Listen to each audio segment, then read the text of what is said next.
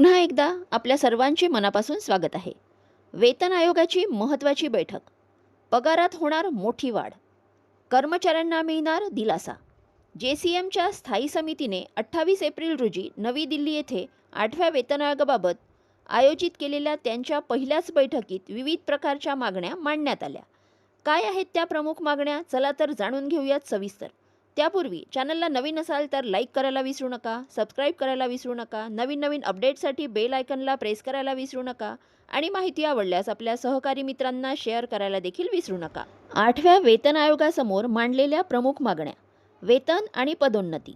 30 वर्षाच्या सेवेच्या कालावधीत 5 कालबद्ध पदोन्नती तसेच पदोन्नती मिळविण्यास विलंब झाल्यास ACP आधारित प्रगतीची हमी मिळावी अशी मागणी करण्यात आली.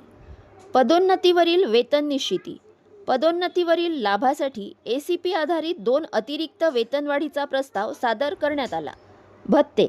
सर्व भत्ते महागाई भत्त्याशी जोडून आणि त्यात सुधारणा करून तिप्पट वाढवण्याचा प्रस्ताव. तर घरभाडे भत्ता आणि जोखीम भत्त्याची मागणी. आगाऊ रक्कम. व्याजमुक्त आगाऊ रक्कम, सण, नैसर्गिक आपत्ती, 4 चाकी वाहन यासाठी आगाऊ रक्कम तसेच सेवेत असताना मृत्यू झाल्यास सेवानिवृत्ती लाभांमधून वसुली माफ करण्याची मागणी केली.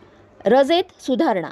600 दिवसांच्या अर्जित रजेचे रोखीकरण तसेच बालसंगोपन रजा, पितृत्व रजा, वैद्यकीय रजा आणि दिव्यांगत्व देखभाल रजा मंजूर करण्यात यावी अशी विनंतीही करण्यात आली. कर्मचारी समूह विम्यात सुधारणा. कर्मचारी समूह विमा योजना अंतर्गत विमा संरक्षण आणि वर्गणी दरांमध्ये वाढ करण्याची मागणी करण्यात आली. अपघाती मृत्यू भरपाई. सेवेत असताना अपघाती मृत्यू झाल्यास दिली जाणारी सानुग्रह भरपाई 2 कोटी रुपये करण्याची शिफारस करण्यात आली. अनुकंपा नियुक्ती.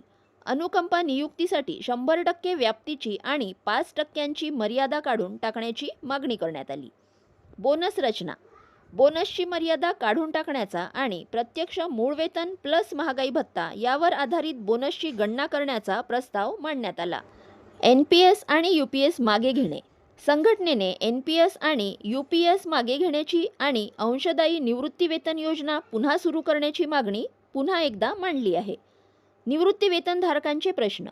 प्रमुख मागण्यांमध्ये निवृत्ती वेतनात सुधारणा, नागरी कर्मचाऱ्यांसाठी 1 रँक 1 पेन्शन, 11 वर्षानंतर कम्युटेड पेन्शनची पुनर्स्थापना, दर 5 वर्षांनी नियतकालिक वाढ आणि ग्रॅज्युइटी व कुटुंब निवृत्ती वेतन लाभांमध्ये सुधारणा यांचा समावेश करण्यात आला.